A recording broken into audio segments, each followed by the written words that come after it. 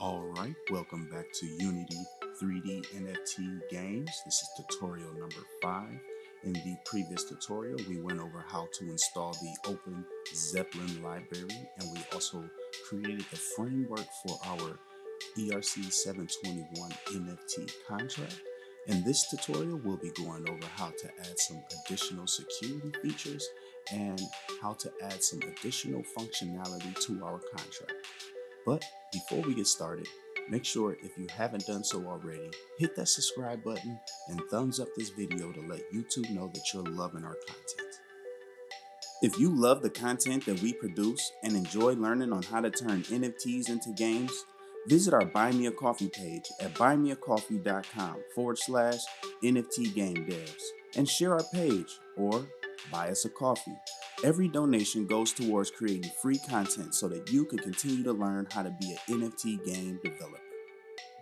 Now we want to assign some admin privileges so that when we do certain updates to our contract, we only want the owner of the contract, which is us, to be able to make those changes. We don't want anyone to be able to just call functions in our contract and be able to make changes to our contract without our knowledge. So we're going to create a variable called owner, which is a address.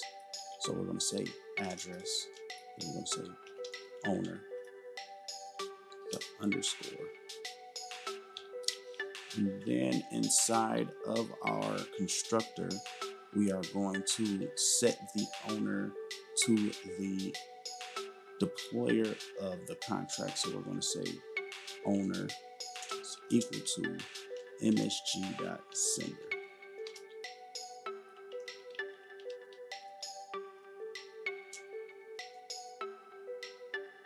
And msg.sender is a function that's already included in the Solidity library, which is the address of the person who's making the initial call.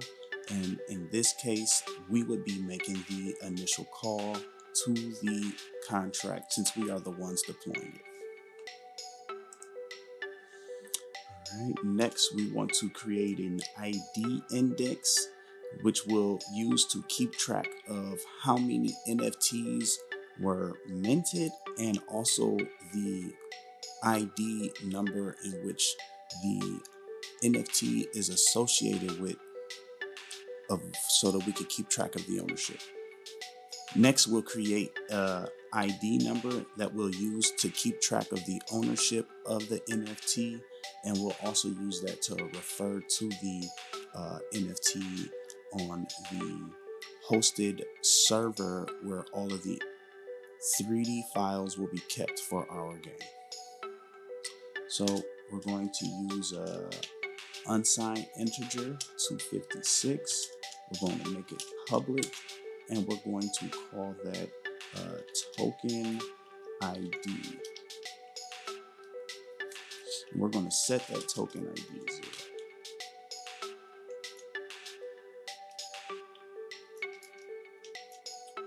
Next,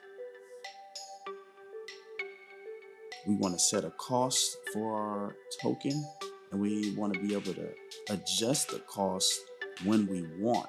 So this is the reason why we created the owner variable, so that only we can set the cost of that function.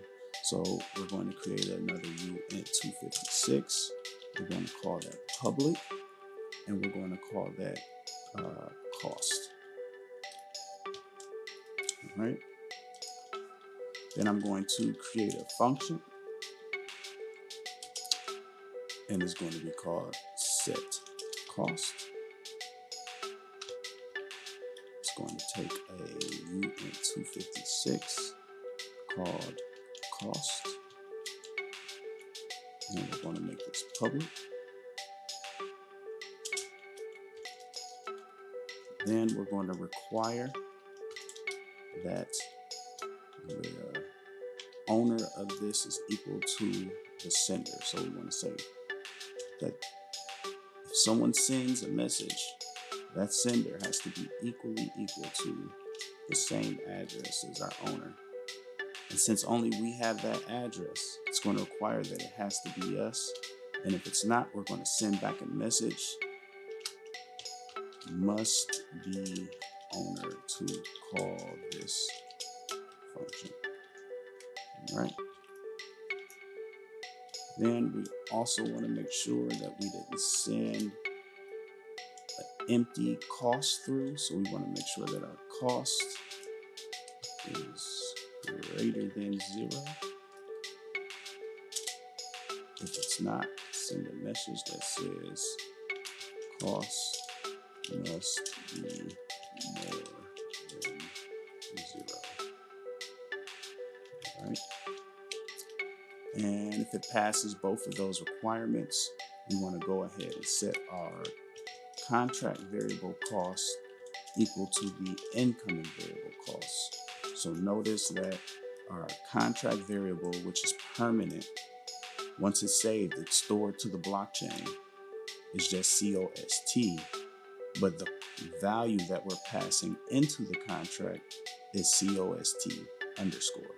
So we're going to set cost equal to the cost that we just passed into the variable, and I'll show you how we'll do this in another video. All right, next we're going to create a Boolean, which will turn on or off our minting process. So the first thing we're going to write for that variable is bool, and we're going to set that to public so that it's accessible outside of the contract. And we will call our variable minting is on, and we're going to set that to false by default. So by default, no one will be able to mint from our contract, but we will be able to turn that on. And in order to turn it on, we're going to call a function that we're about to create right now. And that function will be called mod mint. And that function is going to take a bool, and we'll call it mint. And we're going to set that to public so that it can be called outside of the contract. Then we're going to check and require that the person calling the contract is the owner. So we'll say msg.sender is equal to the owner. And if not, we're going to say must be owner to call this function. Right? And if the owner is the caller of the function, we're going to go ahead and set minting is on equal to the value that we passed in through the mint. And that's simple. So we'll be able to turn on and off the mint function by calling this function right here. So next we're going to create the buy function. So we're going to do function buy, and then it's going to be public, and it is going to be payable. All right. Then we want to run some checks. We're going to say require that minting is on is true. If not, I'm going to say this function is currently unavailable.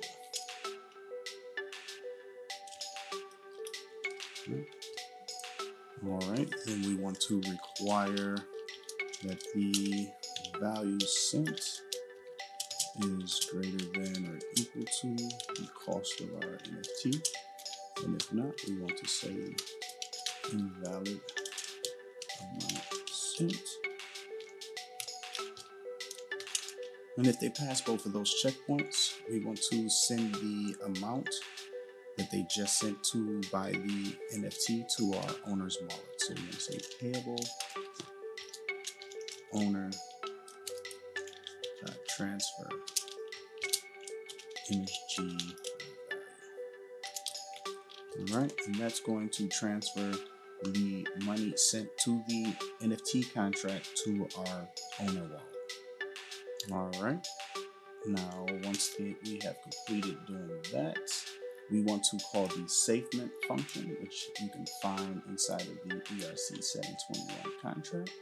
So you scroll all the way down until you find the SafeMint. So right here, you see we have the safe mint function with the underscore in front and a capital M. It requires two variables. It requires an address and the ID number of the new NFT. So we're going to go ahead and pass those into our contract. But before we do that, we want to increase our token ID to 1 because they will be getting the very first NFT. So we want to say token ID, increment it by 1. The plus plus is universal to increment a variable by 1. So we're going to say token ID increase by 1. And then what we're going to do,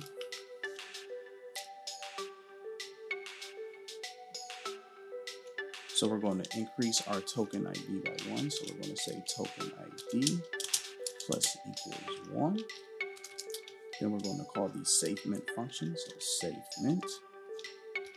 And it's going to pass in the msg.sender. And we're going to pass in the token ID. All right. After that, after we set the safe mint, we want to set the token URI. If we go into the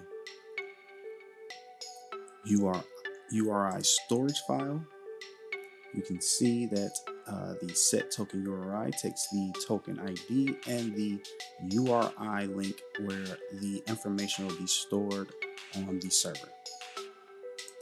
So what we want to do is call the set token URI, and we want to pass in the token ID. Then we want to call a function that's going to bind our string to our ID. So we want to call string ABI encode packed. And inside of here is going to be the link to our website. So for example, https://example.com/token info/ we want to pass in that token ID as strings dot to string. We want to pass in the token ID. That's going to create our token URI that we need. Then save. All right, and you have just created your very first ERC 721 NFT contract that includes the ability to set the cost, turn on and off the minting, and the ability to buy the NFT using the buy function.